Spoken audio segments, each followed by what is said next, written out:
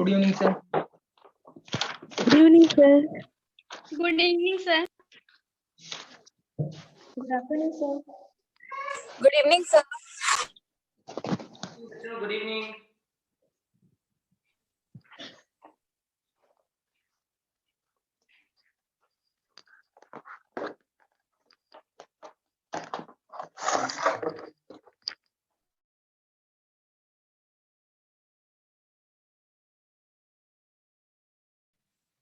Good evening.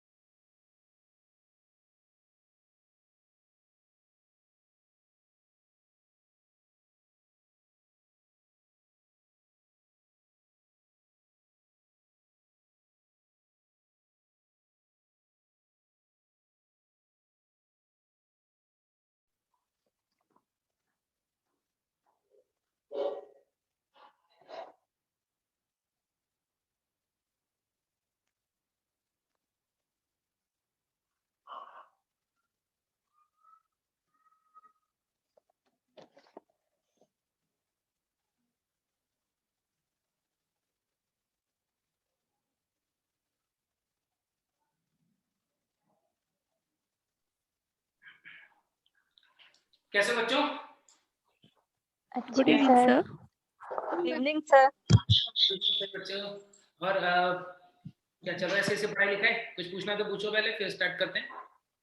Sir बच्चे sir biotype और ecotype क्या होता है सर?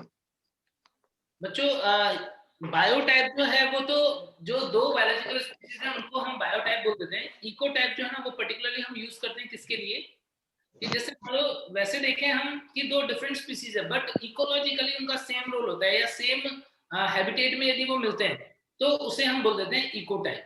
जैसे इकेट्स वगैरह यूज करते हैं ना, इकेट्स जेनेटिकली डिफरेंट स्पीशीज है। एक ही स्पीशीज के दो ऐसे मेंबर जो डिफरेंट हैबिटेट में रहते हैं, उसकी वजह से उनके अंदर कुछ एडेप्टेशन आ गए हैं और वो एक दूसरे से अलग दिखने लग गए हैं, तो ऐसे स्पीशीज को हम क्या बोलते हैं? इकोटाइप। इकोटाइप जो है ना वो जनरली किसके लिए यूज करते हैं? तो डिफरेंट इकोलॉजिकल निश में या हैबिटेट में रहते हैं उसके लिए, ठीक है ना।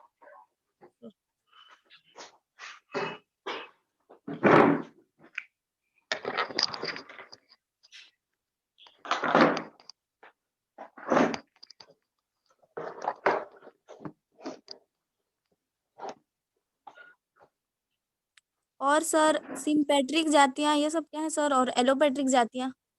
देखो सिम्पेट्रिक जो होता है ना वो एक ही जियोग्राफिकल एरिया में जो भी स्पीशीज रहती है उन्हें हम सिम्पेट्रिक बोलते हैं। एक ही जियोग्राफिकल एरिया के अंदर जो स्पीशीज रहेगी उन्हें हम सिम्पेट्रिक बोलेंगे और डिफरेंट जियोग्राफिकल एरिया में जो स्पीशीज रहेंगी उन्हें हम एलोपेट्रिक बोल देंगे। सिम्पेट्रिक डिफरेंट टाइप के स्पीशीज कुछ पुराने अपने सिलेबस में तो है नहीं ये चीजें, लेकिन जैसे कोई पुरानी बुक्स वगैरह पढ़ोगे तो उसके अंदर कई बार मिल जाएंगे ये टर्म्स। जैसे मान लो एलोक्रोनिक स्पीशीज मिल गए, एलोक्रोनिक ऐसे स्पीशीज जो डिफरेंट टाइम पीरियड पे इस अर्थ के ऊपर एग्जिस्ट करते थे उन्हें एलोक्रोनिक स्पीशीज बोल देते हैं। ठीक है, इस टाइप के टर्म्स। तो ये अभी सिलेबस में नहीं है ना सर, लेकिन कुछ क्वेश्चन कभी नहीं पूछा गया है, पिछले 10-15 सालों में एक बार भी नहीं पूछा गया। ठीक है ना। अपन तो उन्हीं चीजों पे फोकस करते हैं जो सिलेबस में है, जो पूछा जाता है उसके रिलेटेड यदि है तो हम जरूर से डिस्कस कर लेते हैं यहाँ पर। लेकिन बहुत जो चीजें फालतू हैं जो नहीं पूछ जाते तो जबरदस्ती में बच्चों के ऊपर बहुत सारा याद करने का लोड जो है वो नहीं देंगे। ठीक है, चीजें वही पढ़ेंगे जो एनसीईआरटी में है बट उसको लॉजिकली पढ़ेंगे ताकि उन क्वेश्चंस को हम गलत ना करें। और क्वेश्चन सॉल्व करने से ये सब वर्ड आते हैं सर? हाँ बिल्कुल आते हैं, पूछ लिया। ठीक है, तो इसीलिए हाँ ठीक है। तो क्या अब कंटिन्यू करें क्या लेक्चर को? ओके सर, ठीक है तो कंटिन्यू करते हैं। लास्ट लेक्चर में हम लोगों ने टैक्सोनॉमी कैटेगरी पढ़ते हुए फैमिली तक पहुंच गए थे। अब फैमिली के बाद में नेक्स्ट टैक्सोनॉमी कैटेगरी की बात करते हैं हम। फैमिली के बाद में देखना बच्चों,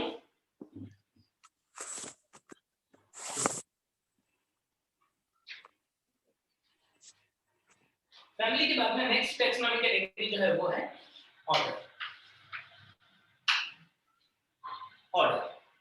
ऑर्डर क्या होता है? जैसे हम लास्ट लेक्चर में बात कर रहे थे, हर ऊपर वाली कैटेगरी के लिए बोल रहे थे क्या कि नीचे वाली कैटेगरी जो है उनसे मिल करके जो ग्रुप बन रहा है उसे हम मतलब ऊपर वाली कैटेगरी बोल रहे हैं। जैसे ऑर्डर करना चाहता है फैमिली, तो क्लोजली रिलेटेड फैमिलीज जो होंगी वो मिलकर के क्या बना देंगी, ऑर्डर बना देंगे। इसका मतलब क्या हो सकता है, ऑर्डर इज ग्रुप ऑफ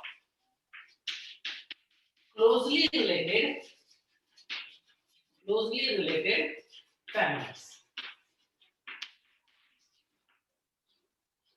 बच्चों फैमिलीज में जब किसी मेंबर को क्लासिफाई करते हैं तो कौन से फीचर की बेसिस पे करते हैं? जैसे एक फैमिली आपने पढ़ा सर होगा, हिंदी में इसका डेफिनेशन एक बार और बताइए ना। क्या हो बच्चे? सर इसको हिंदी में एक बार और डिफाइन कीजिए ना। हिंदी में बोलेंगे आपसी रूप से अंतर संबंधित, आपसी या निकटतम रूप से संबंधित कुल के समूह को, निकटतम रूप से संबंधित कुल के समूहों को गण बोलते हैं। ऑर्डर मींस गण। निकटतम रूप से संबंधित कुलों के समूह को गण कहते हैं। ठीक है, तो बच्चों फैमिली की बात करूं, क्वेश्चन आएगा कि किसी पादप को एक कुल में वर्गीकृत किया जाता है। A plant is classified in a particular family on the basis of, option दिया हुआ है किस आधार पर उन्हें एक कुल में वर्गीकृत किया है। ऑप्शन दिया हुआ है कि उनके पुष्पीय लक्षणों के आधार पे, दूसरा दिया हुआ है उनके आकारिकीय लक्षणों के आधार पे, तीसरा दिया है उनके कार्यकीय लक्षणों के आधार पे, चौथा दिया हुआ है उपरोक्त सभी। मॉर्फोलॉजी की बेसिस पे या रिप्रोडक्शन की बेसिस पे, फ्लावर की बेसिस पे या फिजियोलॉजी की बेसिस पे, और या फिर फोर्थ ऑप्शन है ऑल ऑफ द अबव। क्या आंसर करोगे? फोर्थ वाला। Fourth. All of the above करोगे? बिल्कुल सही। कैसे समझ सकते हो? जैसे आप फैमिलीज वाला चैप्टर पढ़ते हो 11th क्लास में, आपने मॉर्फोलॉजी में फैमिलीज पढ़ी, तो फैमिलीज में हम क्या करते हैं, फैमिलीज में हम प्लांट्स को क्लासिफाई करते हैं तो हम सारे फीचर्स देते हैं। क्या सिर्फ उसका फ्लोरल डायग्राम ही पढ़ते हैं क्या, वही कंपेयर करते हैं क्या? नहीं, हम उसका रूट भी कंपेयर करते हैं, स्टेम भी कंपेयर करते हैं, लीफ भी करते हैं, फ्लावर के कैरेक्टर भी करते हैं, इन्फ्लोरेसेंस भी करते हैं। तो सारे के सारे फीचर्स जो है उन्हें यूज किया जाता है किसी भी प्लांट्स को फैमिली में क्लासिफाई करने के लिए। और यदि हम बात करें यहाँ पर ऑर्डर में क्लासिफाई करने के लिए भी इन सारे फीचर्स को तो यूज करते हैं, लेकिन ज्यादा प्रायोरिटी देते हैं प्लांट के लिए, ज्यादा प्रायोरिटी देते हैं किसको, रिप्रोडक्टिव। सेक्सुअल कैरेक्टर्स जो होते हैं उनको ज्यादा प्रायोरिटी पे रखते हैं हम। क्यों बताओ, क्यों हम किसी पादप को जब उसके गण में वर्गीकृत करेंगे तो लैंगिक लक्षणों को ज्यादा वेटेज देंगे, या इवन क्लासिफिकेशन में भी सेक्सुअल कैरेक्टर्स को ज्यादा वेटेज देते हैं। क्यों? ये क्वेश्चन आता है, इंपॉर्टेंट है क्वेश्चन। ऐसा बोल सकता हूं कि plants are classified in an order mainly on the basis of reproductive character, mainly on the basis of reproductive या फिर क्या बोल सकता हूं, सेक्सुअल रिप्रोडक्टिव और सेक्सुअल कैरेक्टर। क्यों मेनली सेक्सुअल कैरेक्टर पे ये ऑर्गेनिज्म जो है उसका क्लासिफिकेशन बेस्ड होता है? बताओ। वेजिटेटिव भी यूज करते हैं, vegetative characters are also used. Different flowers के डिफरेंट कैरेक्टर्स होते हैं रिप्रोडक्टिवली, शायद इसलिए। और वेजिटेटिव फीचर में भी होते तो कई बार डिफरेंट है, लेकिन उसको हम यूज नहीं करते, लेकिन सेक्सुअल कैरेक्टर या फ्लावर के कैरेक्टर को हम ज्यादा इंपॉर्टेंस देते हैं। क्यों इंपॉर्टेंट है बच्चों, ध्यान रखना, क्योंकि फ्लोरल कैरेक्टर्स जो होते हैं या सेक्सुअल कैरेक्टर्स जो होते हैं वो मोर कंजर्व्ड होते हैं प्लांट के अंदर। जो पुष्पीय लक्षण होंगे वो ज्यादा संरक्षित होंगे। अब आप सोचोगे ये क्या बोल दिया, इसका मतलब क्या हुआ? जैसे एग्जांपल से समझना, जैसे यदि मैं बात करूं फेबेसी फैमिली नाम सुना है क्या? फेबेसी फैमिली में कौन आते हैं बता दो, कोई एग्जांपल पता है क्या है फेबेसी फैमिली का? बताओ, फेबेसी फैमिली का कोई एग्जांपल जानते हो क्या? नहीं, अभी नहीं पता है। फेबेसी फैमिली मटर कुल है, मटर कुल। फेबेसी जो होता है या पेपिलियोनेसी भी बोलते हैं बच्चों, तो ये क्या है, ये मटर कुल के पादप है जिनको हम फेबेसी बोलते हैं। समझे? तो मटर कुल इसके अंदर पी आता है। क्या आप सभी बच्चों ने मटर का पादप देखा है क्या? देखा है? Yes, सर इसी कुल का एक दूसरा मेंबर मैं आपको बता रहा हूं। इस कुल में शीशम भी आता है। शीशम, जिसको हम बोलते हैं डलबर्जिया सीसो। दो पादप का नाम बताया जो एक ही कुल में है। अब दोनों पादप देखे में आप लोगों ने? Yes sir. क्या दोनों पादपों में अंतर देखते हो? थोड़ा सा अंतर है कि बहुत सारा अंतर है? बहुत सारा अंतर बहुत है। सारा। कि मटर तो छोटा सा बेचारा नन्हा सा हर्बेशियस टाइप का प्लांट है, और शीशम जो है वो कैसा है? Big tree. वो तो बिग ट्री है। अब इतना भयानक डिफरेंस है दोनों के अंदर, बट दोनों एक ही कुल। इसका मतलब क्या हुआ? इसका मतलब ये हुआ कि कायिक लक्षणों में, वेजिटेटिव कैरेक्टर का मतलब क्या है? कायिक लक्षण। कायिक लक्षणों में तो हम क्या देख रहे हैं? बहुत ज्यादा अंतर हो सकते हैं, लेकिन यदि इनके पुष्पीय लक्षणों की बात करें, हम इन दोनों के फूलों के जो कैलिक्स, कोरोला, एंड्रोशियम, गाइनोशियम, उनकी बात करें तो वो इन दोनों के अंदर सेम होंगे। आई बात समझ में? इसीलिए मैं क्या बोल रहा हूँ कि क्लासिफिकेशन में फ्लावर का कैरेक्टर जो है उसे हम ज्यादा इंपॉर्टेंस देते हैं, क्योंकि वो कंजर्व्ड रहता है, उसमें ज्यादा वेरिएशंस देखने को नहीं मिलते हैं एक ग्रुप में। लेकिन कायिक लक्षणों में, वेजिटेटिव कैरेक्टर्स में बहुत ज्यादा अंतर भी देखने को मिल सकता है। क्या बात क्लियर हो गई सभी बच्चों को? Yes sir. Very good. ठीक है, तो ये मैंने जस्ट एक एग्जांपल बताया इस बात को समझाने के लिए कि एनसीईआरटी में भी पढ़ोगे तो ये लाइन लिखी हुई है कि एक गण जो होता है उसके अंदर वर्गीकरण के लिए मुख्यतः पुष्पीय लक्षणों को हम ध्यान देते हैं, फ्लावर कैरेक्टर जो है उसे हम ध्यान देते हैं, और वेजिटेटिव कैरेक्टर को भी यूज करते हैं, बट उसको उतना ज्यादा इंपॉर्टेंस नहीं देते हैं। कारण क्या है? कारण है कि पादपों के अंदर जो पुष्पीय लक्षण होते हैं वो ज्यादा कंजर्व्ड होते हैं, वो ज्यादा स्टेबल होते हैं, उनके अंदर वेरिएशन हमें ज्यादा देखने को नहीं मिलते हैं एक ग्रुप के अंदर। ठीक है, अब यहाँ पर एग्जांपल देखना स्टार्ट करते हैं। एग्जांपल पिछली बार की तरह देखो, एनिमल के अंदर हमने देखे थे कुछ फैमिली। उन फैमिली के ऑर्डर जो है वो आपको पता होने चाहिए, जो हमारे एनसीईआरटी में दिए हैं वो एग्जांपल देखे।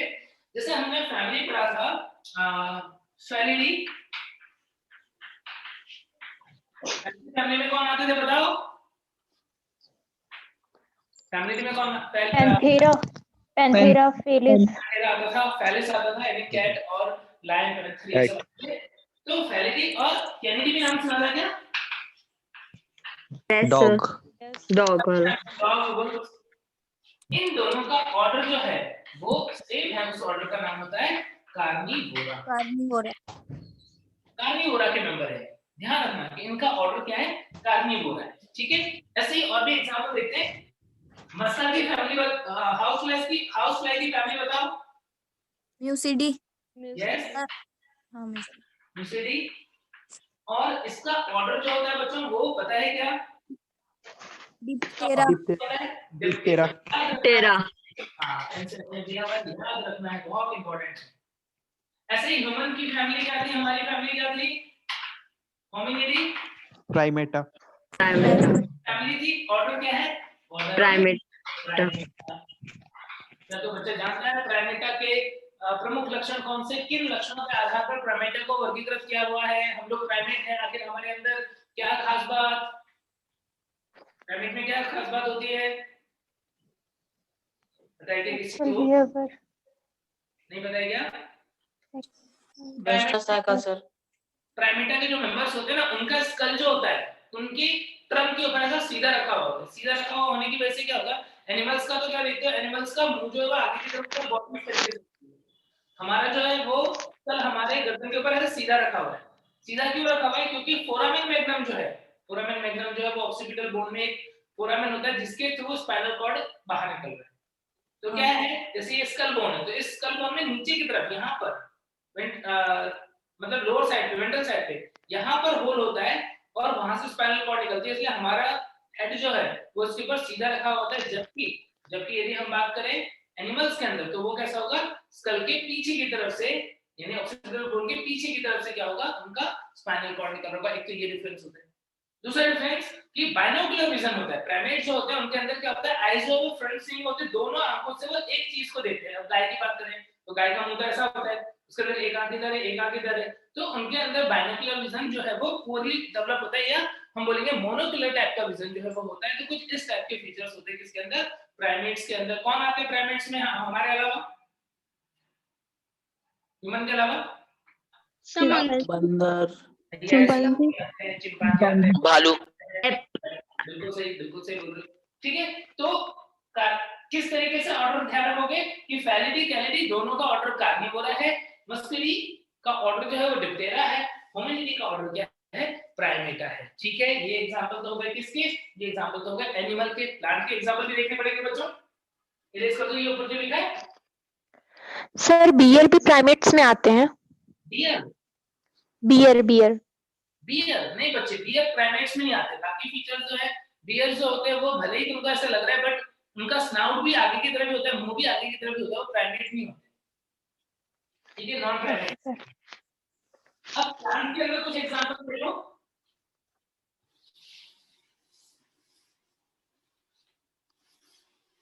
प्लांट्स की फैमिली जैसे लास्ट लेक्चर में पढ़ी थी हमने, मैं तुम्हें क्वेश्चन पूछूंगा कि तुमने लास्ट लेक्चर वाली चीजें पढ़ी कि नहीं। सोलेनेसी फैमिली, क्या कोई बच्चा सोलेनेसी फैमिली जो है उसके कोई मेंबर के एग्जांपल बता सकता है क्या? सोलेनम, पेंटिनम, सोलेनम ट्यूबरेशन। सोलेनम हो गया। ठीक है, और कोई बताओ सोलेनम जीनस के अलावा और कोई जीनस? धतूरा, धतूरा, वेरी गुड, धतूरा होगा। Petunia, petunia, capsicum, petunia, tobacco, yes very good, बहुत, इतना आप पता है तो बहुत अच्छी बात है। और ऐसे ही एक फैमिली का नाम बताया था, कॉन्वोलुलेसी। कॉन्वोलुलेसी फैमिली बताया था क्या? यस सर, कस्कुटा, कस्कुटा है। और क्या बताया था? इपोर्निया, एपोमिया, यस वेरी गुड। तो ये दो जो डिफरेंट फैमिली दिख रही है बच्चों, इनका ऑर्डर जो है वो एक ही है, ये सेम ऑर्डर से बिलोंग करते हैं अकॉर्डिंग टू हमारी एनसीईआरटी। उस ऑर्डर का नाम क्या है? उस ऑर्डर का नाम है पॉली। अब यहाँ पर ध्यान रखने वाली एक बात है कि जैसे फैमिली में जो सफिक्स लगता है, फैमिली में जो प्रत्यय लगता है वो क्या होता है? एसी। फैमिली में क्या सफिक्स लगता है बच्चों? याद रखना, ये पूछेंगे तुम्हें कि फैमिली में क्या सफिक्स लगता है? एसी। मतलब प्रत्यय, सफिक्स का मतलब प्रत्यय जो नाम के पीछे लगता है। तो यहाँ पर लगता है एसी। कॉन्वोलुलेसी में भी लगा हुआ है एसी। पॉलीमोनियल्स क्या लगा हुआ है? एल्स। एल्स होता है पॉलीमोनियल्स, एल्स लगता है। क्या दुनिया भर की जितनी भी फैमिली है सबके पास एसी? क्या सारी फैमिली बहुत अमीर है? क्या सबके पास एसी लगा हुआ है क्या? नो। पता है कुछ फैमिली जो है वो बहुत गरीबी थी बेचारी, उनके पास एसी नहीं था। जैसे तुमने अपने जीवन में नाम सुना होगा क्रूसीफेरी। सुना है क्या क्रूसीफेरी? Yes sir. क्रूसीफेरी बेचारी गरीब फैमिली थी, उसके पास एसी नहीं था, लेकिन जमाना बदल गया, आज ये भी अमीर है और आज इनके पास भी एसी है। क्या नाम हो गया इनका? इनका नाम हो गया ब्रैसिकेसी। ब्रैसिकेसी। तो ऐसे ही और भी एग्जांपल है जिनमें पहले एसी नहीं लगा हुआ था, जैसे ग्रैमीनी। कौन सी फैमिली है ग्रैमीनी पता है? ग्रैमीनी में कौन आते हैं? ग्रैमीनी में आते हैं राइस, व्हीट, ग्रास, वो। तो ग्रैमीनी वाली फैमिली जो है वो पहले इनके पास एसी नहीं था नाम में, अब आजकल एसी लगा हुआ है। क्या नाम हो गया इनका? फेबेसी। ओएसी नहीं बच्चे, फेबेसी नहीं, ओएसी। फेबेसी जो है उसका पुराना नाम था लेग्यूमिनोसी। लेग्यूमिनोसी नाम था उसका पहले, उसके बाद भी बेचारे के पास एसी नहीं थी, अब आजकल उसे हम फेबेसी बोल देते हैं। समझे? ऐसे ही यदि मैं बात करूं सनफ्लावर वाली फैमिली, तो सनफ्लावर की फैमिली जो है उसका नाम क्या है पता है? पहले उसका नाम था कंपोजिटी, अब उसका नाम कर दिया गया है एस्टरेसी। तो आजकल अब जब जो भी फैमिली है उन सबके नाम में आप देखोगे कि आपको एक सफिक्स लगा हुआ मिलेगा, वो सफिक्स क्या होता है? एसी होता है। ठीक है, तो यहाँ पर फैमिली में एसी लगता है, ऑर्डर में एल्स लगता है, ये ध्यान रखने की बात है। और यदि आपको कुछ समझ नहीं आया, अच्छा एक और जो बहुत कॉमन है वो एग्जांपल की बात कर लेता हूं। मैंगो की फैमिली क्या है बताओ? हमने लास्ट लेक्चर में बात नहीं किया मैंगो की फैमिली का। मैंगो की फैमिली क्या है?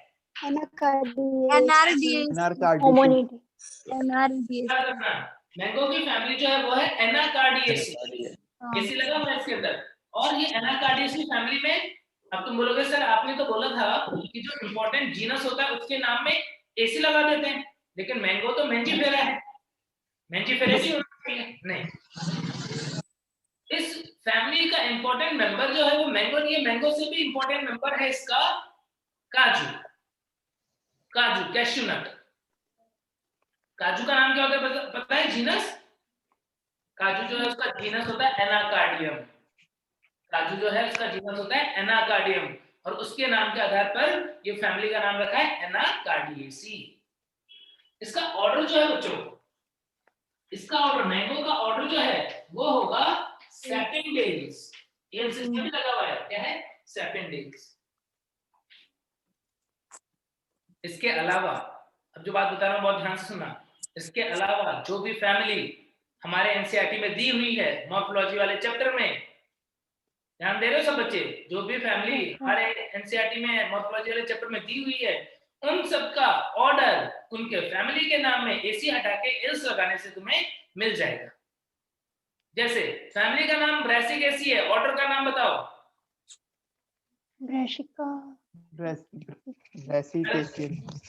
ब्रैसिकेसी फैमिली है, ऑर्डर एल्स लगा दो ब्रैसिकेसी। कोएसी फैमिली है, ऑर्डर का नाम बता दो? कोएलस। यस। ऐसे ही लिलियेसी फैमिली है तो ऑर्डर का नाम बता दो? लिनियल्स। ऐसे ही मालवेसी फैमिली है, ऑर्डर का नाम बता दो? मालवेल्स। ऐसे ही और कोई फैमिली ध्यान आ रही है तो बोलो? रोजेसी फैमिली है, ऑर्डर का नाम क्या होगा? रोजियल्स। तो तुम्हारे लिए चीजें जो है ना बहुत आसान हो गई। ये ऑर्डर का नाम यदि तुमको नहीं याद आ रहा है तो ये बस ये मत भूलना, मैंगो वाली मत भूलना बस, क्योंकि इसका अलग है। बाकी इसके अलावा जो हमारे सिलेबस में है उनमें फैमिली का नाम जो है उसमें से एसी हटा करके उसमें यदि एल्स लगा दोगे तो तुम्हें क्या पता पड़ जाएगा? ऑर्डर का नाम पता पड़ जाएगा। आसान हो गई बात? Yes sir. ऑर्डर के बहुत सारे एग्जांपल ऑटोमेटिकली कवर हो गए। सर तो ह्यूमन में भी लगा सकते हैं। Hello sir. हाँ बच्चे। सर ह्यूमन में भी लगा सकते हैं? नहीं, प्लांट के लिए एल्स प्लांट में लगता है, ह्यूमन के लिए एनिमल के लिए तो अलग है बच्चों, वो तो याद रखना पड़ेगा। प्लांट के लिए आसान हो जाएगा। ठीक है सर, है ना? ठीक है, तो ये तो हमने देखे कुछ ऑर्डर्स के बारे में। ऑर्डर के बाद में हम नेक्स्ट टैक्सोनॉमी कैटेगरी देखते हैं, क्लास। कर दो इरेज की लिख रहे हो? Sir hello. हाँ बच्चे। सर ग्रेमिनी का एग्जांपल क्या होगा? किसका? ग्रेमिनी का एग्जांपल होगा राइस, व्हीट, मेज, ग्रास, ये सब, बैम्बू, ये सब।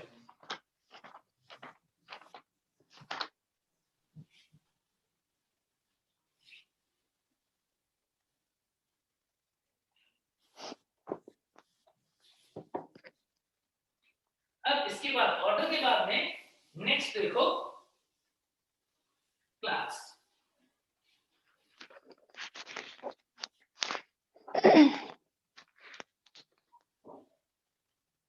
अब देखो क्लास।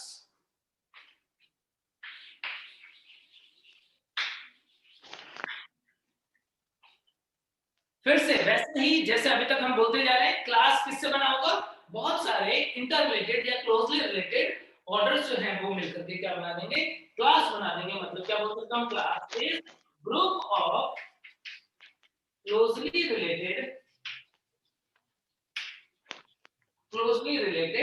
ऑर्डर्स। बहुत सारे क्लोजली रिलेटेड ऑर्डर्स जो हैं वो मिलकर के क्लास बना देते हैं। एक स्टेटमेंट जो हमेशा तुम्हारे सामने आ सकते हैं डिफरेंट फॉर्म में, वो यही आ सकता है जैसे कि member of one class has, option दिया हुआ है, मोर और लेस भरना है तुम्हें, similarity as compare to phylum, more और लेस। सर हिंदी में। मोर। एक वर्ग के जीवों सर में आवाज नहीं आ रहा है समानता सर संघ की सर आवाज नहीं आ रहा है एक वापस से सुनो, सर आवाज नहीं आ रहा है आवाज सुनो बच्चे। सर सर आवाज नहीं आ रहा है आ रहा है माइक सर। जो है बच्चे, अपनी माइक जो है ना वो ऑफ करके रखो।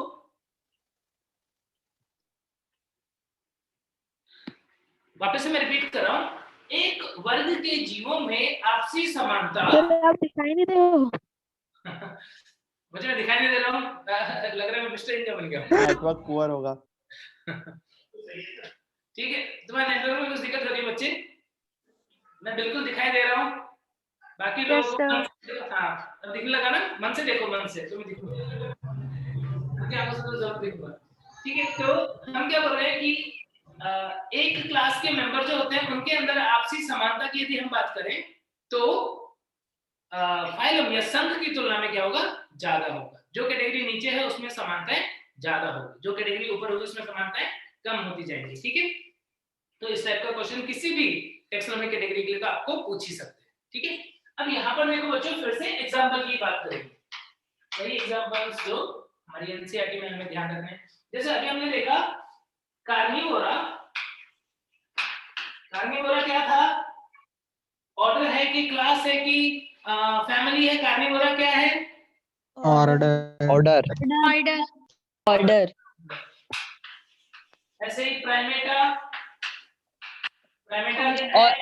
ऑर्डर। तो ये दोनों ऑर्डर मिलकर के, ये दोनों ऑर्डर जो है वो सेम क्लास में आते हैं और उस क्लास का नाम क्या है? ये दोनों ऑर्डर जो है वो सेम क्लास में आते हैं तो उस क्लास का नाम क्या है? मैमेलिया। मैमेलिया। मैमेलिया है। Very good. और मैमेलिया के अंदर जो जीव होते हैं उनके जो कॉमन फीचर्स हैं, उनके जो लक्षण है वो जानते हो सब बच्चे? Yes sir. प्रेजेंट होगा, हेयर जो है Yes, वो sir. उनके ऊपर, मोस्टली जो है वो यूनिपेरस होते हैं मोस्टली। ठीक है, इसके बाद में डिप्टेरा, डिप्टेरा किसका ऑर्डर था? डिप्टेरा ऑर्डर किसका था? House fly. House fly. House fly. Diptera जो है उसकी क्लास कौन सी होगी? हाउस फ्लाई की क्लास कौन सी है? इंसेक्टा। Very good. बहुत से बच्चे जिनको ये चीज ऐसे ही आती है, वेरी गुड। और ये चीज बहुत आसान है बच्चों, लेकिन यदि आपने उसे एक बार लिख लिख करके सही से पढ़ लिया, याद रख लिया, क्वेश्चन आने की प्रोबेबिलिटी बहुत ज्यादा है इन टॉपिक्स में से। ठीक है, भले ये बहुत आसान है लेकिन नीट के पॉइंट ऑफ व्यू से बहुत इंपॉर्टेंट है, कहीं पे भी मिस नहीं करना है। ठीक है, तो डिप्टेरा जो है उसका इंसेक्टा। ठीक है, अब ऐसे प्लांट के अंदर कुछ एग्जांपल और देख लो। प्लांट के अंदर जैसे ऑर्डर का नाम हमने बात किया, कौन कौन से ऑर्डर की बात चर्चा की थी? जैसे हमने एक ऑर्डर बात की पॉलीमोनियल्स, पॉलीमोनियल्स। एक ऑर्डर की बात की हमने कोएल्स। ठीक है, और भी बात कर सकते हो तुम, जैसे लिलियल्स। ब्रासिका का ऑर्डर क्या था? ब्रासिकेल्स। ऐसे ऑर्डर। अब थोड़ा सा मैं पोजीशन जो है वो चेंज कर लेता हूं, ब्रासिका को इधर लिख देता हूं। ब्रासिका का मेंबर बताओ कोई? ब्रासिकेल्स का कोई मेंबर बताओ? मस्टर्ड। मस्टर्ड। अब क्या तुम्हें मोनोकॉट और डाइकॉट, जो एंजियोस्पर्म्स के अंदर दो ही क्लास है, एंजियोस्पर्म के अंदर दो ही क्लास है, कौन कौन से? एक क्लास है मोनोकॉटिलिडनी और दूसरी क्लास है डाइकोटिलिडनी। क्या तुम्हें अपने सिलेबस में जितने फैमिलीज हैं उनमें से मोनोकॉट की फैमिली कौन सी है वो बताया क्या?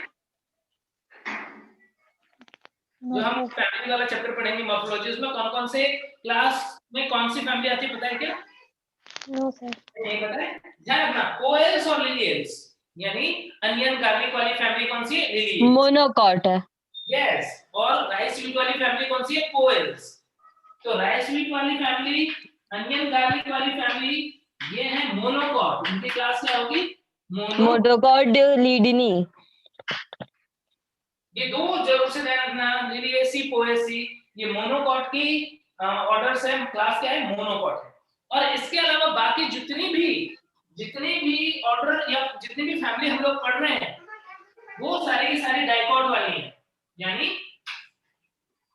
सोलेनेसी पढ़ते हो, ब्रासिकेसी पढ़ते हो, सपोज मालवेसी, एस्ट्रेसी, ठीक है। तो वो जो भी कुछ फैमिली पढ़ते हो वो सारी की सारी फैमिली का क्लास क्या है, डाइकोटिलेडन। तो चीजें जो बहुत आसान तरीके से ध्यान रख सकते हो कि हम लोग जो फैमिली पढ़ रहे हैं उसके अंदर लिलियेसी पोएसी, जो हमारे बुक के अंदर एनसीईआरटी में दिया हुआ है, उसमें लिलियेसी पोएसी मोनोकॉट का है, बाकी सब डाइकॉट का है। तो उस बेसिस पे तुम क्लास जो है वो बता सकते हो कि कौन किस क्लास से बिलोंग करता है। वीट राइस कौन सी क्लास से बिलोंग करेगा, मोनोकॉटिलेडन से बिलोंग करेगा, ठीक है। बाकी पोटैटो, टोमेटो हुए या कैबेज, कॉलीफ्लावर वगैरह हुए, मस्टर्ड हुआ, ठीक है। इसके अलावा यदि देखिए कि चाइना रोज है या सनफ्लावर है, तो वो सब किसके हैं, वो सब डाइकॉट क्लास में आते हैं। क्या क्लास वाली बात क्लियर हो गई सबको? इतना एग्जांपल ध्यान रख लोगे? Yes sir.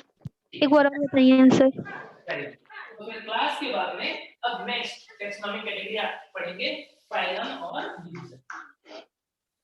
फाइलम और डिवीजन, नेक्स्ट देखो और क्या बोलेंगे कि फाइलम और डिवीजन जो है ये किसके ग्रुप है, ग्रुप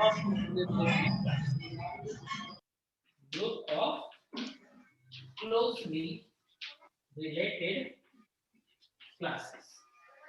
सर हिंदी में भी आपस में अंतर संबंधित वर्गों के समूह को संघ या प्रभाग कहते हैं। डिवीजन को बोलते हैं प्रभाग, फाइलम को बोलते हैं संघ। सर समझ नहीं आया, एक बार और। देखो ये क्लास है ना, अब क्लास मिलकर के क्या बनाएंगे, ऊपर वाली कैटेगरी, मिलते जुलते क्लास मिलकर क्या करेंगे, ऊपर वाली कैटेगरी बनाएंगे, यानी फाइलम और डिवीजन बनाएंगे। तो आपस में संबंधित वर्गों के समूह यानी क्लास के समूह को फाइलम या डिवीजन कहते हैं। Yes sir. ठीक है, यहाँ पर क्वेश्चन तुम्हारे सामने आएगा कि बताओ कौन सी टेक्सोनॉमी कैटेगरी ऐसी है जो एनिमल के लिए अलग होती है और प्लांट के लिए अलग होती है। बताओ, पूछना है कौन सी टेक्सोनॉमी कैटेगरी है जो एनिमल के लिए अलग होती है, प्लांट के लिए अलग होती है। Phylum and division. वो एनिमल के लिए होगा और डिवीजन जो है वो प्लांट के लिए। प्लांट्स के लिए।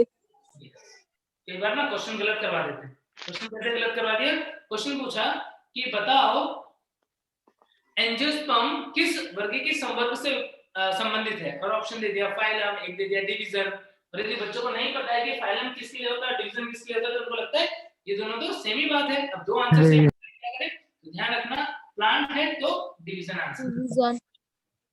ठीक है।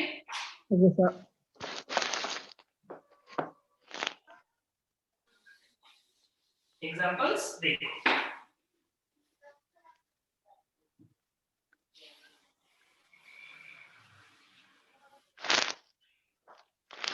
जैसे हमने देखा था क्लास मेमेलिया, क्लास मेमेलिया जैसा और भी क्लास कौन कौन से हैं,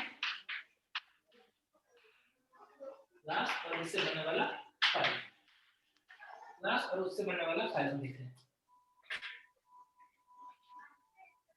देखो जैसे एक क्लास का नाम पढ़ा हुआ है आपने मेमेलिया, ऐसे ही दूसरा क्लास जो है बच्चों ए, सुना है ना, एक क्लास का नाम सुना होगा रेप्टिलिया, एक क्लास का नाम सुना होगा एम्फीबिया। क्या पैसेज भी क्लास है, क्या पैसेज भी क्लास है क्या, बोलो पैसेज क्लास है, बताओ। No sir.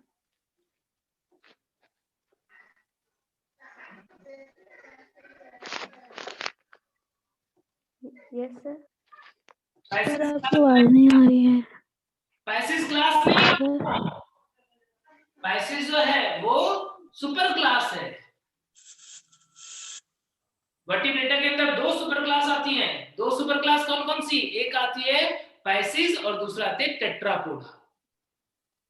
ये सारे टेट्रापोडा के मेंबर हैं और पैसेज अलग सुपर क्लास है ना। अब सुपर क्लास मैंने बात की थी इंटरमीडिएट कैटेगरी है, वो इंटरमीडिएट कैटेगरी, अभी हम जो पढ़ रहे हैं वो ऑब्लिगेट के बारे में ही पढ़ रहे हैं, इसलिए हमने यहाँ पर मैंने पैसेज नहीं लिखा, समझ गए क्या। तो यहाँ पर मेमेलिया रेप्टिलिया और एम्फीबिया। मेमेलिया, एप्स, रेप्टिलिया और एम्फीबिया, इनका फाइलम कौन सा होगा? Chordata. Chordata. Very good, Chordata होगा।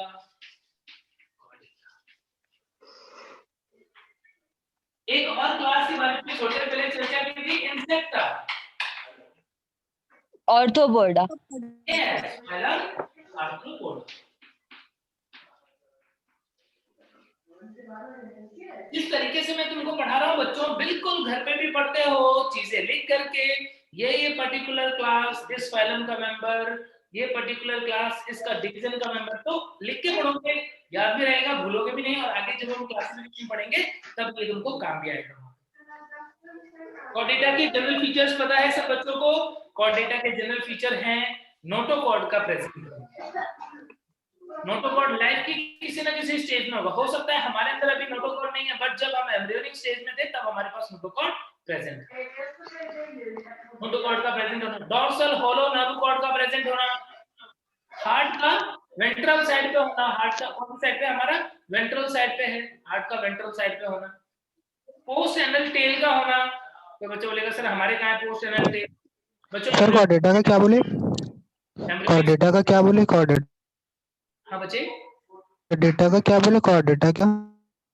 कॉर्डेटा का जो मेन कैरेक्टरिस्टिक फीचर है ना, जो सबसे इंपॉर्टेंट डिफाइनिंग फीचर है बच्चों, उसके अंदर क्या क्या आता है? उसके अंदर नोटोकॉर्ड का प्रेजेंट होना, फेरेंजियल गिल्स का प्रेजेंट होना, पोस्ट एनल टेल का प्रेजेंट होना, ये इंपॉर्टेंट फीचर है। उनके अलावा वेंट्रल हार्ट जो है वो प्रेजेंट होता है। Yes sir. सर हाँ बच्चों, सर एक और मतलब इंटरमीडिएट क्लास क्या बोले थे आप? मैंने बोला था कि पाइसिस जो है, पाइसिस वो सुपर क्लास है। ये क्लास जो है, यदि मैं इन दोनों के बीच में, क्लास और फाइलम के बीच में बात करूं तो सुपर क्लास आ जाएगा। हाँ क्लास सर। और फाइलम के बीच में सुपर क्लास, तो इन सबका सुपर क्लास जो है वो टेट्रापोडा। और फिश जो फिशेस होते हैं वो क्या है? पाइसिस क्या है? वो भी सुपर क्लास। वो क्लासिफिकेशन डिटेल में पढ़ेंगे तब बात करेंगे, अब छोड़ दो अभी, यदि नहीं पता है तो छोड़ दो, अभी बस ध्यान रखो कि ये सारी क्लास जो है वो कॉर्डेटा में आती है। फिश को नहीं लिखा, फिश सुपर क्लास है, पाइसिस सुपर क्लास है, इसलिए वो नहीं लिखा है, आता कॉर्डेटा में ही है। ऐसे ही प्लांट के अंदर अभी दो क्लास की बात की हमने, कौन सी? मोनोकॉटिलिडनी और डाइकॉटिलिडनी।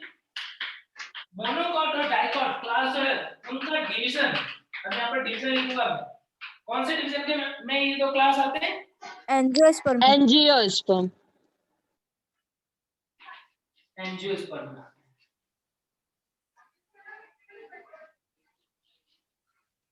हैं। एंजियोस्पर्म में आते हैं। और भी क्लास के नाम बताओ, और भी क्लास, जैसे ब्रायोफाइटा की क्लास बताऊं क्या? ब्रायोफाइटा की कुछ क्लास बताता हूं। हिपैटिकॉप्सिडा, एंथोसिरोप्सिडा,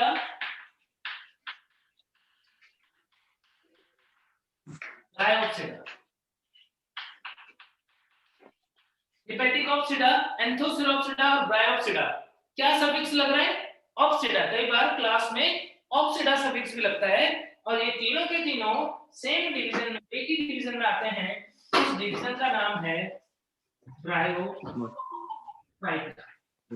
बोलना हिंदी मीडियम में नहीं है।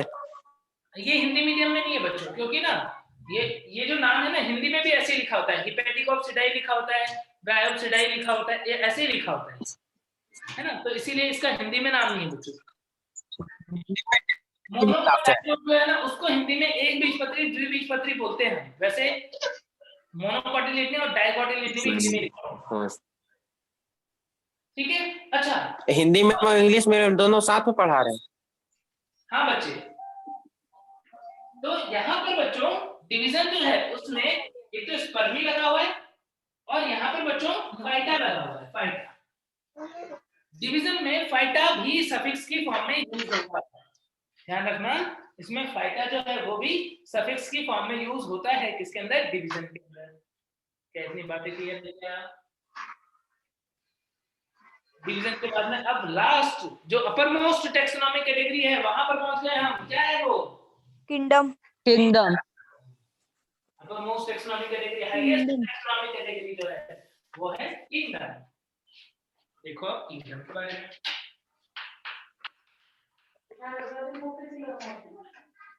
किंगडम क्या बोल सकते हैं कि kingdom is group of closely related phylum and division. Test Hindi में होगा या अंग्रेजी में? क्या बच्चे देखो, ये जो मैक्सिमम जो टर्मिनोलॉजी होती है ना वो अपने को इंग्लिश में ही ध्यान रखनी है। एक तो आसान होती है और दूसरा ना कई बार पेपर में मैंने ऐसा देखा हुआ है कि टर्म को ना उसकी हिंदी बना के लिख देते हैं। एंजियोस्पर्म को एग्जांपल देते हैं, एंजियोस्पर्म को बोलते हैं आवर्त बीजी। माइक बंद कर दो बच्चों। तो हिंदी में होना चाहिए ना?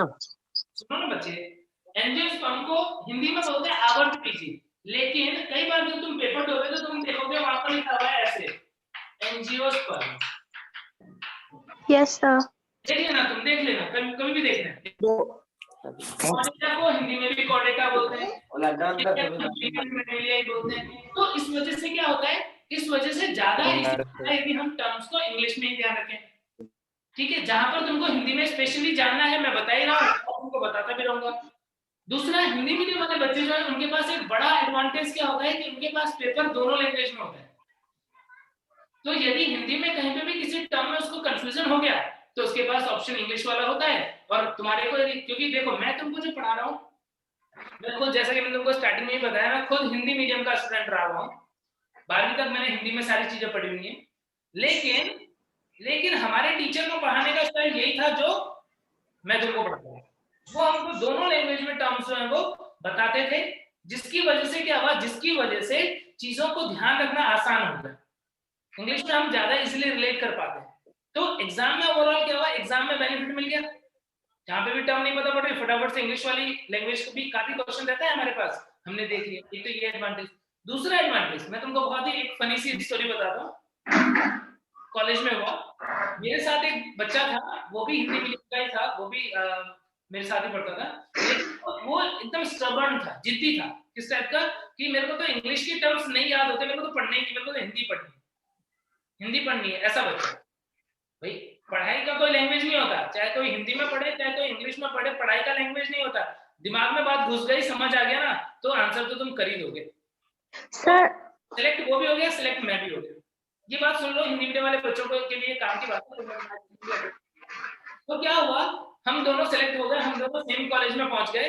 अब वहां पर क्या हुआ, जब फर्स्ट ईयर में, तो कॉलेज में तो सारी चीजें इंग्लिश में है, तो मेरी स्पीड पहले से प्रैक्टिस होने की वजह से ज्यादा था। मैं क्विकली पढ़ पाता था, मैं क्विकली जो है उनको एनालाइज करके अपने ब्रेन में सेट कर पाता था। तो वो इंग्लिश के वर्ड्स उसे होते नहीं थे। अब एक दिन एग्जाम था, एग्जाम में क्या हुआ, हम दोनों पास बैठे, उसने बोला कि भाई तू मेरी हेल्प करना, देख मेरे को जो भी क्वेश्चन नहीं आएगा वो तू मुझे बता देना। मैंने उसको बोला भाई तू भी मेरी हेल्प करना, यदि मेरे को कोई क्वेश्चन नहीं आएगा तो हम चीटिंग करेंगे, तू मुझे बता देना, मैं तुझे बता दूंगा, हम दोनों अच्छे नंबर लेंगे। कॉलेज में बात कर रहा हूँ। अब कॉलेज में ना वो मुझे ना एक क्वेश्चन पूछता है, बोलता अरे राजीव मुझे बता ना शेष को इंग्लिश में क्या बोलते हैं। मैंने बोला शेष, ये तो कहीं पढ़ा ही नहीं हमने, शेष क्या होता है। तो वो मुझे बार बोलता है शेष को क्या बोलते हैं, शेष को क्या बोलते हैं। मैंने उसको बोला मेरे को पता ही नहीं कौन सा क्वेश्चन है, तू कौन सा क्वेश्चन पूछ रहा है। तो फिर ना मेरे को नहीं आया, फिर मैं ना मतलब मेरे को समझ नहीं आया, तो मैंने छोड़ दिया और मैं मतलब हम दोनों पेपर करके आ गए। फिर वो मेरे से लड़ने लग गया, तू मेरा दोस्त नहीं है, तू काम का नहीं है, तूने मुझे बताया नहीं, तू मेरी हेल्प नहीं किया, पहले तो बहुत प्रॉमिस किया था कि ना मैं तुझे बताऊंगा और ऐसा वैसा बताया नहीं तूने। मैंने बोला मेरे को समझ ही नहीं, ये क्वेश्चन था ही नहीं एग्जाम में, शेष करके कोई क्वेश्चन था ही नहीं। तो बोलता है शेष मतलब वो जो बच जाता है ना कुछ चीज, शेष रह जाता है, उसको अंग्रेजी में क्या बोलते हैं। मैंने बोला बताओ, तू मुझे ये क्वेश्चन पूछ रहा था, मेरे को लगा फिजियोलॉजी का एग्जाम है, कुछ फिजियोलॉजी की चीजें पूछ रहा होगा, मेरे को दिमाग में आया नहीं कि तू मुझे शेष पूछ रहा है। तो फिर मैंने बोला अच्छा तो फिर क्या किया तूने। तो उसने बोला कि ना मेरे को समझ नहीं आया, तो मैंने वहां पे ना ऐसे लिख दिया इंग्लिश में शेष, ऐसे लिख दिया।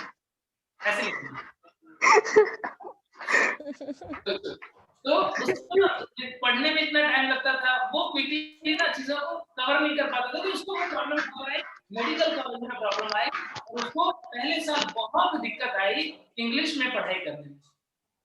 तो इसीलिए बच्चों यदि आज तक आपका यदि पढ़ने का मोड ऐसा रहा है कि जहां पर आप सब चीजें हिंदी हिंदी हिंदी पढ़ते हो, तो मैं तो एडवाइस करूंगा कि डॉक्टर बनने वाले हो थोड़ा सा अपने आप को एडवांस करो, थोड़ा सा इंग्लिश के टर्म्स सीखो और कोशिश Yes, करो। sir. जहां पर नहीं आता मैं तो हुई, यदि मान लो कोई भी पर्टिकुलर टर्म जो है वो नहीं आता है मैं तो हुई, मैं तुमको बताऊंगा ही, बट थोड़ा सा अपने आप को एडवांस करने की कोशिश करो, अदरवाइज फर्स्ट ईयर में हो सकता है कि तुमको पढ़ने में भी ज्यादा टाइम लगे और फिर उसके बाद में तुम ऐसे भी इंग्लिश लिखते हो।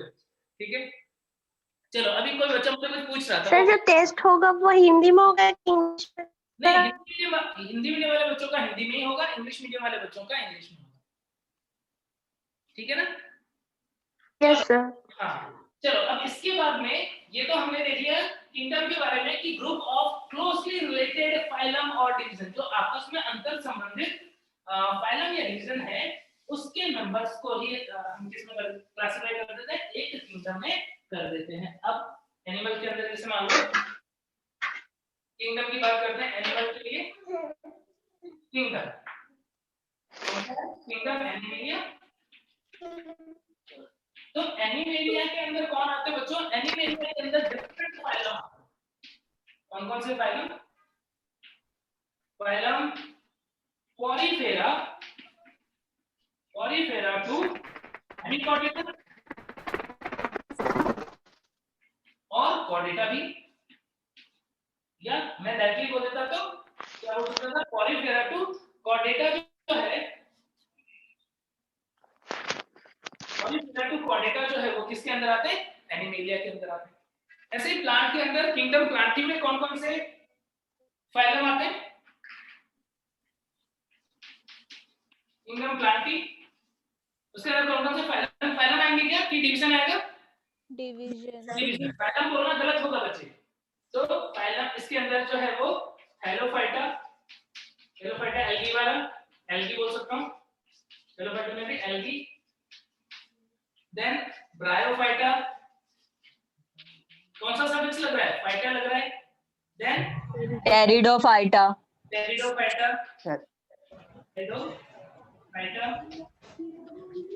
जिम्नोस्पर्म एंजियोस्पर्म और and angiosperm, gymnosperm and angiosperm. ठीक है, तो ये सारे के सारे डिवीजन मिलकर के किंगडम प्लांटी जो है वो बना देते हैं। क्या बातें क्लियर हो गई सब बच्चों को? Yes Yes, sir. sir. तो ये हमने क्या देखा कि कैसे हम स्पीसीज से लेकर के किंगडम तक पहुंच गए और ये देखते गए कि किस किंगडम में कौन सा फाइलम आ रहा है, कौन सा क्लास आ रहा है, ऑर्डर आ रहा है, फैमिली। तो इंपॉर्टेंट एग्जांपल्स को हम इस तरीके से एरो बना करके पढ़ते गए। अब क्या होगा बच्चों, अब यदि किसी भी कोई भी क्लासिफिकेशन जितने भी हमने पढ़े उसमें से आपके सामने यदि आएगा, कोई भी क्लासिफिकेशन यदि आपके सामने आएगा बच्चों, तो आप बहुत इजीली क्या कर पाओगे, उसका पूरा का पूरा क्लासिफिकेशन लिख पाओगे, आपको रटने की जरूरत भी नहीं पड़ेगी। ठीक है, अब आपका होमवर्क है। होमवर्क क्या है बच्चों? होमवर्क है कि आप लोगों को जो एनसीईआरटी में ह्यूमन का, मैंगो का और वीट का और हाउस लाइक का, ये चार क्लासिफिकेशन जो दिए हैं वो आपको लिखने हैं बिना देखे आपको लिखना है। लिख पाओगे क्या? लिख पाओगे सब बच्चे? ठीक है, अब Yes, sir. रटने Yes, की sir. जरूरत नहीं पड़नी चाहिए, अब तुमको सब कुछ पता पड़ गया है, अब रटने की जरूरत नहीं पड़नी चाहिए। ठीक है, अभी हाँ सर ये ब्रायोफाइटा के बाद क्या लिखा है? ब्रायोफाइटा के बाद में टेरिडोफाइटा, हिंदी में भी टेरिडोफाइटा ही बोलते, ब्रायोफाइटा ही बोलते। Okay sir. Pteridophyta, halophyta, bryophyta, pteridophyta, gymnosperm और एंजियोस्पर्म। ठीक है,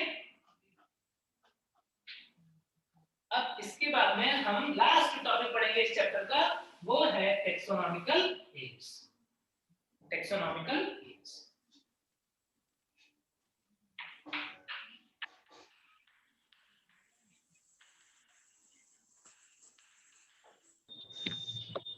वो होमवर्क सब बच्चे करके लाना। ये जो 5 मैंने बोले वो 5 एनसीईआरटी से बिना देखे लिखने हैं।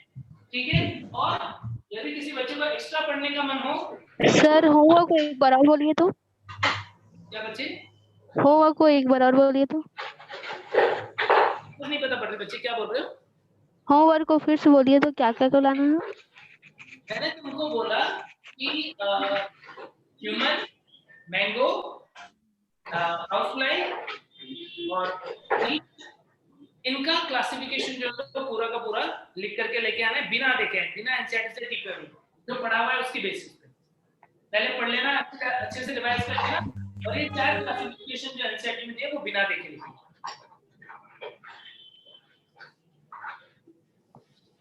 टेक्सोनॉमिकल एज जो है उसे बोलते हैं हिंदी में वर्गीकी सहायता साधन। वर्गीकी सहायता साधन, यानी टेक्सोनॉमी में सहायता करने वाले जो साधन हैं उसे ही बोल रहे हैं टेक्सोनॉमिकल एड्स। में क्या है ये है एड्स, लेकिन एनसीईआरटी नहीं पढ़ा sir. helps in taxonomic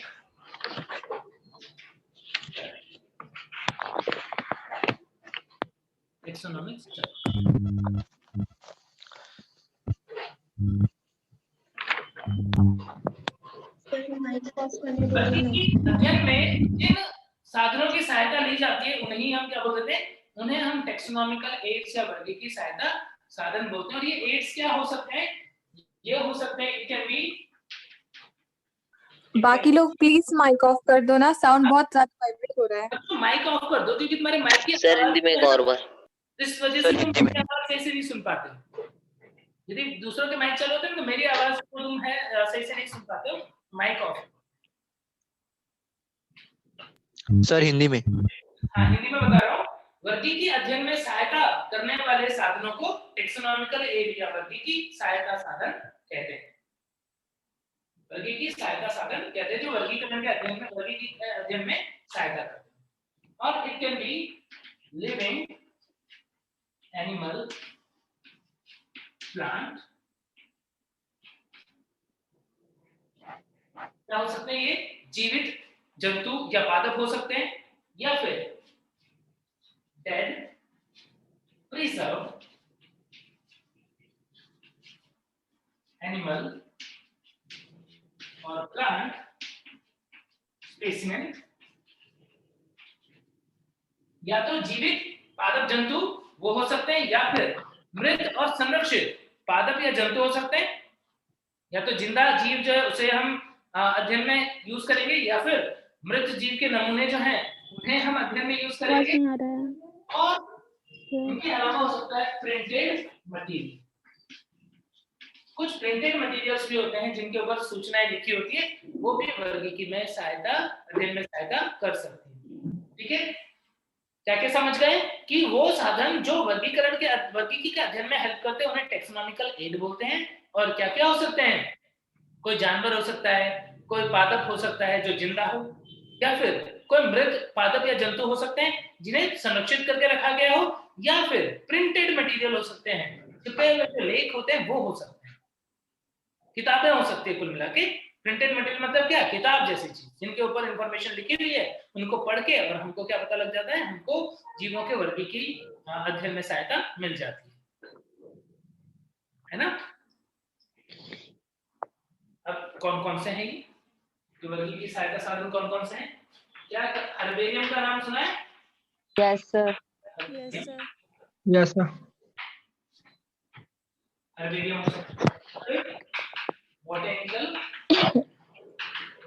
garden हो सकता है, या फिर म्यूजियम हो सकता है, जूलॉजिकल पार्क हो सकता है, या फिर म्यूजियम हो सकता है, या फिर flora, manual, monograph, yes monograph हो सकता है, मोनोग्राफ, और या फिर कैटेलॉग। क्वेश्चन पूछूं क्या? बताओ इनमें से कितने वर्गीकी सहायता साधन जो है वो लेख हैं, प्रिंटेड मटेरियल्स हैं। ये जो मैंने नाम लिखे इनमें से कितने वर्गीकी सहायता साधन जो है वो प्रिंटेड मटेरियल है? बताओ। ऑप्शन दिया हुआ है 3, 4, 5, 6। ऑप्शन दिया हुआ है 3, 4, 5, 6। बताओ बोलो।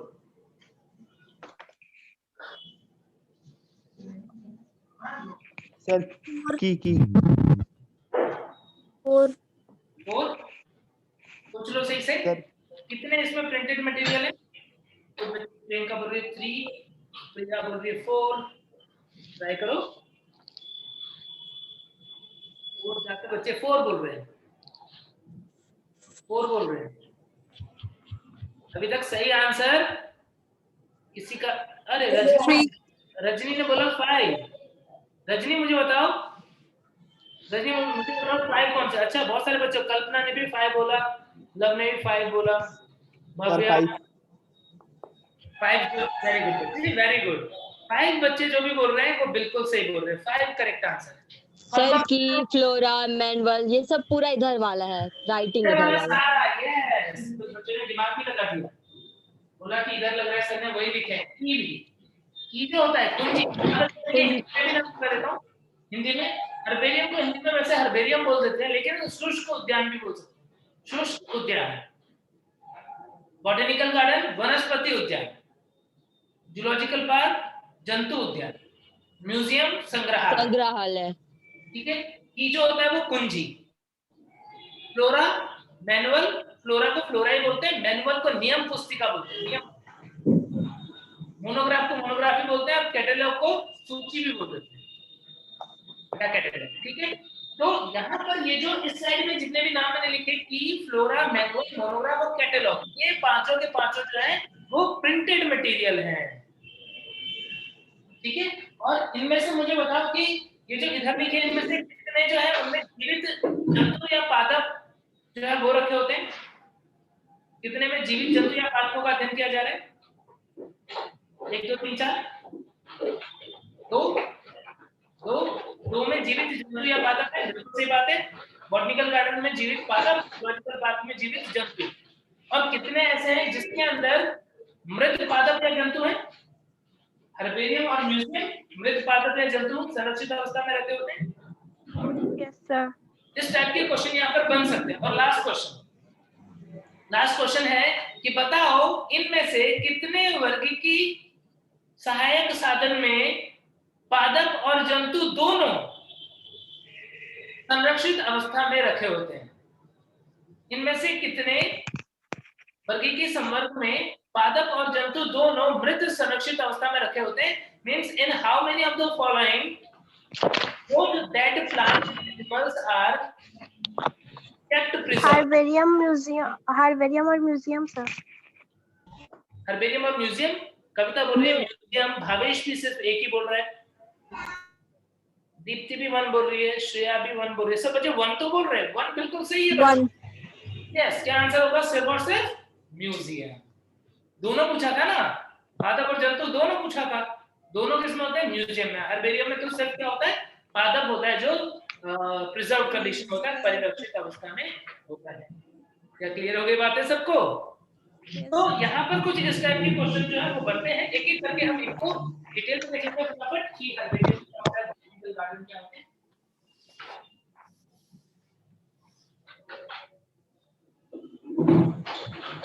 और ये जो टॉपिक है बच्चों, टैक्सोनॉमिकल एज, ये भी नीट एग्जाम में काफी फेवरेट टॉपिक रहा है। मैच द कॉलम में काफी फ्रीक्वेंटली जो है यहाँ से क्वेश्चन आते हैं कि बताओ कि इनसे कौन सा संबंधित है, तो इसलिए जरूर से अच्छे से पढ़ लेना है।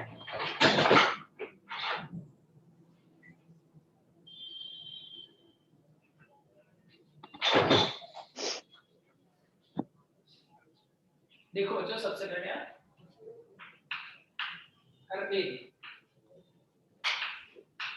हर्बेरियम को हिंदी में शुष्क उद्यान भी बोलते हैं। हर्बेरियम क्या होता है समझना। देखो, यदि मैं आप लोगों को बोलूं कि शेर का वर्गीकी अध्ययन करो या शेर का अध्ययन करके आओ, जो लायन है उसके बारे में अध्ययन करके आओ अच्छे से, तो क्या करोगे? कहाँ पे अध्ययन करोगे? कैसे अध्ययन करोगे? बताओ। शेर के बारे में अध्ययन करना है, कैसे अध्ययन? म्यूजियम में जाके। कुछ बच्चे म्यूजियम में चले जाएंगे, जहाँ पर शेर का जो नमूना जैसा रखा होगा परिरक्षित कर, स्पेसिमेन होगा। ठीक है। कुछ बच्चे जो है वो कहाँ पे चले जाएंगे? जूलॉजिकल पार्क, जंगल में, जूलॉजिकल पार्क में चले जाएंगे। कुछ जो है वो नेशनल पार्क या बायोस्फीयर रिजर्व में चले जाएंगे, वहां पे जाके कुछ बच्चे बोल रहे हैं सर हम तो मोबाइल में इंटरनेट पे गूगल पे सर्च करके स्टडी कर लेंगे। ठीक है, चलो इंटरनेट को मान लो कि अभी इंटरनेट नहीं है तब फिर स्टडी करनी है तो क्या करोगे? कुछ बच्चे जो बोल रहे हैं कि सर सबसे अच्छा रहेगा लाइब्रेरी में चले जाए, इंटरनेट नहीं है तो कोई बात नहीं, लाइब्रेरी तो है, किताबें रखी होती है वहां पे जाएंगे और जो लाइन वाली बुक होगी या ऐसी बुक जिसके अंदर कोई डेटा और इनके फीचर्स होंगे उनको हम स्टडी कर लेंगे। ठीक है, तो यदि मान लो तुम लोग जाते हो कहां पर? लाइब्रेरी में, तो लाइब्रेरी में तो बहुत सारी किताबें होती है। लाइब्रेरी कोई अच्छी सी बड़ी सी लाइब्रेरी में गए, मान लो स्कूल की नहीं कोई बड़ी सी लाइब्रेरी में गए तो वहां पर हजारों लाखों किताबें, उनमें से क्या तुम्हें वो किताब आसानी से मिल जाएगी जिसके अंदर तुम लाइन की स्टडी कर पाओ? या मिल जाएगी क्या आसानी से? मिल जाएगी? No sir. सर कहीं अलग से रखी होगी ना, निकाल लेंगे आसानी से। यदि लाइब्रेरी में हजारों किताबें रखी हुई हैं तो उसमें क्या वो किताब जिसमें तुम लाइन की स्टडी कर पाओ क्या वो इजीली मिल जाएगी? इजीली नहीं मिलेगी पर नहीं मिलेगी, ढूंढना पड़ेगा। कैसे ढूंढोगे? क्या वहाँ पे किताबों का ढेर लगा होता है क्या? एक एक किताब उठा के तो उधर फेंक रहे होगे, अरे इसमें ये नहीं है वो नहीं, अरे तुम आने ऐसा करना पड़ेगा क्या? नहीं सर, कंप्यूटर का जमाना है, टेक्नोलॉजी से मिल जाएगा। वेरी गुड बच्चे, कंप्यूटर का जमाना नहीं भी था तो भी आसानी से टेक्नोलॉजी से मिल जाता था। कैसे? कंप्यूटर का जमाना नहीं भी था तो लाइब्रेरी में क्या होता है, लाइब्रेरी में गए हो तो वहां पर क्या होता है ना, रैक बने होते हैं, सेक्शंस या सेगमेंट्स बने होते हैं कि एक सेक्शन जो है वो साइंस वाला है, वहां पर सारी साइंस की किताबें रखी हैं। दूसरा सेगमेंट जो बच्चों सपोज वो आर्ट्स वाला है, साइंस वाले सेगमेंट में भी तुम देखोगे कि फिजिक्स की बुक अलग रखी है, केमिस्ट्री की अलग रखी है, बायोलॉजी की अलग रखी है। फिर तुम बायोलॉजी वाले सेगमेंट में गए, अच्छा यहाँ पर सारी बायो की किताबें रखी हैं। उन बायो की किताबों में भी तुम देखोगे कि हो सकता है बॉटनी अलग होगा, जूलॉजी अलग होगा, और जूलॉजी में भी हो सकता है कि एनिमल किंगडम का, डाइवर्सिटी का और या एनिमल्स की बुक अलग से रखी हो। तो इस तरीके से तुम्हें ढूंढने में आसानी होगी। पर मोस्टली ये चीज फॉलो किया जाता है, अदरवाइज क्या हो जाएगा, अदरवाइज बहुत दिक्कत हो जाएगी। और हर एक सेगमेंट जो है उनके ऊपर लेबलिंग होती है, पता होता है कि इस पर्टिकुलर सेगमेंट को क्या ऐसा होता है क्या कि मैं अपने मन से ही कुछ भी बोल रहा हूँ, होता है ना ऐसा? कैसा? तो यही सेम कंसेप्ट है हर्बेरियम। हर्बेरियम में क्या होगा, किताबें नहीं है, हर्बेरियम है लाइब्रेरी जैसा ही। देखो मैं बहुत कंसेप्चुअली तुमको पढ़ा रहा हूँ, सीधे बुक की लाइन पढ़ा दूंगा, कोई मतलब ही नहीं, पिक्चर ही क्लियर नहीं होती बुक की लाइन पढ़ के। तो हर्बेरियम जो है वो है बिल्कुल लाइब्रेरी जैसा है, लेकिन वहां पर किताब की जगह पे क्या रखा हुआ है, किताब की जगह पे एक फोल्डर रखा हुआ है। उस फोल्डर को जब खोलते हैं तो उसके अंदर एक शीट बाहर निकलती है, उसको बोल देते हैं हर्बेरियम शीट। इस हर्बेरियम शीट का साइज यदि हम देखते हैं तो कितना होता है, 16.5 इंचेस, 16 इंच बाय 11.5 इंच। इस साइज का एक हर्बेरियम शीट होता है। यानी जब तुम उस फोल्डर को खोलोगे तो उसके अंदर से किताब नहीं निकलेगी, एक शीट निकलेगी, और इस शीट के ऊपर क्या लगा हुआ होगा, इस शीट के ऊपर लगा हुआ होगा एक पादप का नमूना, प्लांट, क्योंकि दबा हुआ था ना। और साथ ही इसके ऊपर क्या होगा, इसके ऊपर कुछ लेबलिंग होगी, वहां पर लोअर राइट साइड में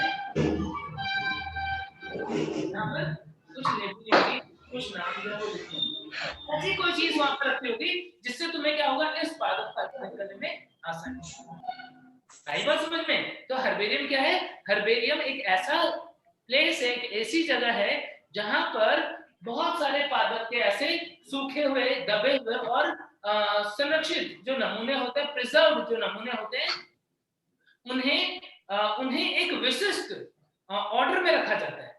जैसे लाइब्रेरी में एक पर्टिकुलर सीक्वेंस फॉलो कर रहे थे, वैसे ही एक पर्टिकुलर सीक्वेंस ऑर्डर को फॉलो करते हुए इसे रखा जाता है। और यदि हम बात करें इंडिया में, तो इंडिया में बेंथम हुकर के क्लासिफिकेशन सिस्टम को फॉलो किया जाता है। इंडिया में किसके क्लासिफिकेशन सिस्टम को फॉलो करते हैं? बेंथम हुकर क्लासिफिकेशन सिस्टम को फॉलो करते हैं। आई बात समझ में? तो हर्बेरियम के क्या बोल सकते हैं, कैसे डिफाइन कर सकते हैं हम बोल सकते हैं it is the place where dead, dry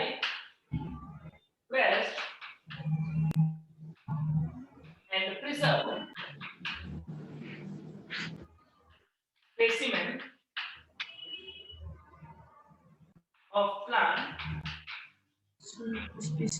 are kept for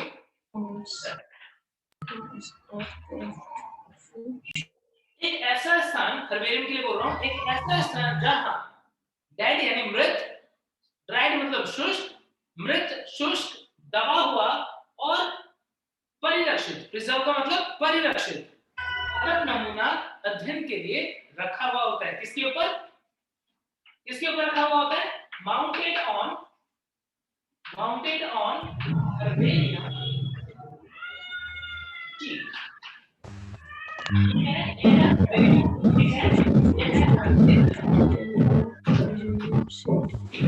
तो हर्बेरियम शीट के ऊपर पादप का इस्तेमाल। यार जो भी हो, मैं अपना माइक ऑफ करो प्लीज, बहुत हल्ला आ रहा है।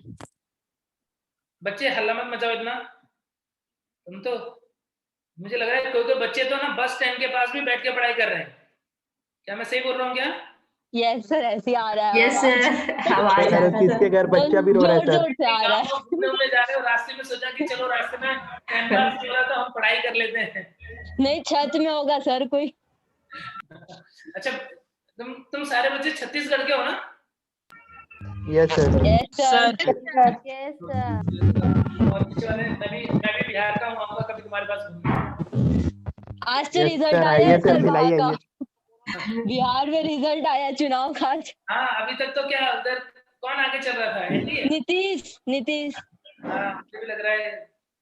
चलो अच्छी बात है। नहीं तो मुझे करेंगे, ऐसा ना हो कि लालू जो है वो फिर से एकदम गर्दा उड़ा दे। चांस उससे का था सर। आप किसको वोट दिए सर? पहले तो जितना भी एग्जिट पोल था वो तो यही बोल रहा था कि ऐसा ही कुछ होगा, लेकिन चलो बिहार का किस्मत अच्छा होगा तो बच गया। हाँ, बच गया। क्योंकि कितना भी खराब है, नीतीश यदि कोई बोलेगा कि बहुत बुरे हैं, बहुत बेकार मतलब हालत किया हुआ है, तो भी मुझे लगता है कि यदि तेजस्वी आ जाते तो उससे तो मतलब और बेकार हो जाता। तो मेरा भी सपोर्ट था, लेकिन चलो अच्छी बात है। तुम लोगों को बहुत इंटरेस्ट है बच्चों, तुम लोगों को बहुत मजा आ रहा है। अच्छा, बिहार में कौन बन रहे हैं? अरे सर, सुबह से यही चल रहा है घर में, खाली न्यूज पापा वही देख रहे हैं बैठ के। नहीं ठीक है, तुम लोग थोड़ा सा देखो, मतलब वो अलग चीज है बिल्कुल। तुम लोगों का लाइफ जो है ना वो उस पर बिल्कुल भी डिपेंड नहीं कर रहा है कि कौन सी गवर्नमेंट आती है, क्योंकि एक मिनिमम काम जो है ना, अब आज के टाइम पे लोग थोड़े जागरूक हो गए, तो एक मिनिमम लेवल का काम जो है ना वो हर गवर्नमेंट करती है। चाहे अब कोई भी गवर्नमेंट आएगा कितना बेकार से बेकार, तो एक मिनिमम लेवल का काम करते हैं। बाकी लॉ एंड ऑर्डर जो है, यदि हम लोग सही से हैं, देखो गवर्नमेंट अपना काम कर रही है, हम लोग जो है वो जनता है, यदि हम लोग सही से रह रहे हैं, हम लोग यदि कोई गलत काम नहीं कर रहे हैं, तो हमें उनकी जरूरत नहीं पड़ेगी, तो सब कुछ ठीक ही चलेगा। तो हमें तो फोकस वही करना है। तुम लोग अभी तो बच्चे हो, धीरे धीरे बड़े होगे, तो कोशिश करना कि हम अपने एंड पे बेस्ट रहें। हम अपने एंड पे बेस्ट रहेंगे तो सब कुछ अच्छा चलता ही रहेगा। गलत हो तो आवाज उठाओ, सही तरीके से आवाज उठाओ। और नेता बनना है तो बहुत अच्छी बात है, लेकिन पहले पढ़ाई कर लो, पहले थोड़ा सा सिक्योर कर लो अपनी लाइफ को, सिक्योर कर लो, फिर नेता बनना। कॉलेज में सारे ऑप्शन मिलते हैं। कॉलेज में पहुंच जाओगे ना, अच्छे मेडिकल कॉलेज में सब ऑप्शन मिलेगा, जो बनना है। आईएएस आईपीएस बनना हो उस लेवल के लोग मिलेंगे, उस ग्रुप के लोग मिलेंगे। नेता बनना हो उस लेवल के लोग मिलेंगे। जिस कम्युनिटी में, जिस ग्रुप में ज्यादा इन्वॉल्व होगे, उस टाइप का फ्यूचर जो है वो डिसाइड कर पाओगे। ठीक है, तो हर्बेरियम जो है वो समझ गए। अब हर्बेरियम कैसे बनाते हैं, देखो हर्बेरियम बनाने का बहुत सिंपल तरीका है। एक बार हिंदी में वापस बता रहा हूं। एक स्थान जहां पर मृत, शुष्क, दबा हुआ और परिरक्षित पादप नमूना जो है उसे हर्बेरियम शीट के ऊपर चिपका करके रखा जाता है, उस स्थान को हम क्या बोल देते हैं? हर्बेरियम बोल देते हैं, शुष्क उद्यान बोल देते हैं। उसमें सूचना भी लिखा होता है। हाँ, सूचना भी लिखा होता है, लोअर राइट कॉर्नर में उसकी सूचना भी लिखी होती है।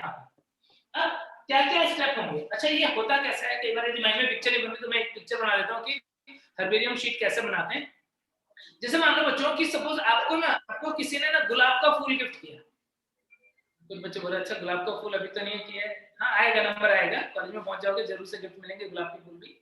सपोज तुम्हें किसी ने गुलाब का फूल जो है वो गिफ्ट किया, और सामने वाला एक्सपेक्ट करता है कि इस गुलाब के संभाल के रखें।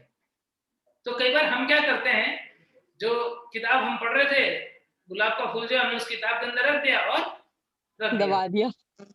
यस। और फिर पढ़ाई लिखाई तो हम करते नहीं थे, हम सीधे एग्जाम जो आते थे उसके पास ही पढ़ाई करते थे। तो क्या किया, तब तक वो किताब जो है वो वैसे ही पड़ी हुई, उसके ऊपर और 2-4 किताब जो इकट्ठी होती गई, और जो एग्जाम का टाइम आया उस टाइम पे अब पढ़ना पड़ेगा, फेल हो जाएंगे नहीं तो अब तो पढ़ना ही पड़ेगा, सर पे आ गया तलवार लटकी है।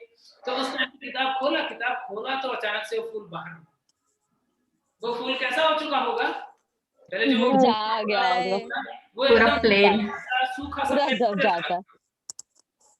होता है ऐसा। Yes sir. अच्छा, फूल मिल गए? नहीं सर। सर आपको कितने मिले? शक्ल देख के नहीं मिलते, कर्म देख के मिलते हैं। काम अच्छे करोगे जरूर मिलेगा। आपको कितने मिले सर? अरे बच्चे खूब सारे मिलेंगे, चिंता, तुम्हें भी मिलेंगे, चिंता मत करो। तो फिर तो ये तो हमने दिखाया था, बिल्कुल वैसे ही यहाँ पर भी क्या करेंगे, जो प्लांट स्पेसिमेन होगा उसको पेपर के नीचे दबा के रखते हैं लंबे टाइम तक। क्या होता है, धीरे धीरे उसमें से पानी निकलता है, ड्राई होता है वो, फिर पेपर चेंज कर देते हैं, फिर लगाया, फिर पेपर चेंज करें, ऐसा बार बार करके उसको क्या कर लेते हैं, जैसा गुलाब का फूल होगा बिल्कुल वैसे ही एकदम छोटा सा सूखा सा एक क्या बन जाएगा, स्पेसिमेन बन जाएगा।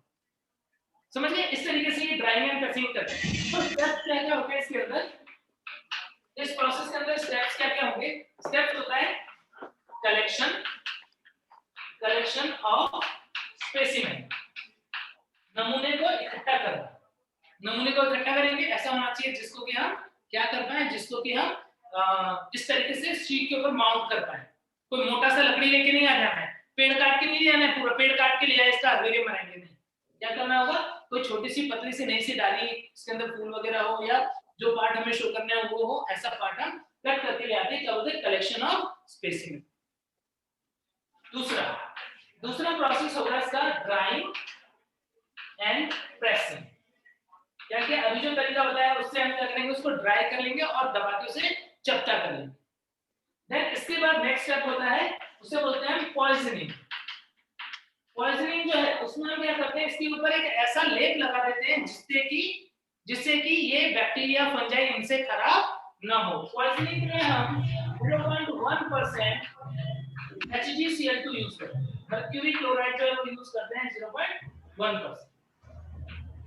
क्या किया, collection of specimen, drawing and pressing, poisoning. Poisoning करने के बाद अब इसे हम करते हैं माउंटिंग एंड स्टिचिंग। इसके ऊपर रख दिया और इसके ऊपर क्या करते हैं, माउंट करके स्टिचिंग करते हैं, माउंटिंग एंड स्टिचिंग। और लास्ट में हम क्या करेंगे, यहाँ पर ये क्या है, ये है लेबलिंग। यहाँ पर लोअर राइट कॉर्नर में हमने क्या किया, नेक्स्ट लेबलिंग ना, लेबलिंग कर दिया। और लेबलिंग करने के बाद में क्या करते हैं, इसको हम उस बेंथम होकर के क्लासिफिकेशन ऑर्डर में क्या कर देंगे, डिपोजिट कर देंगे।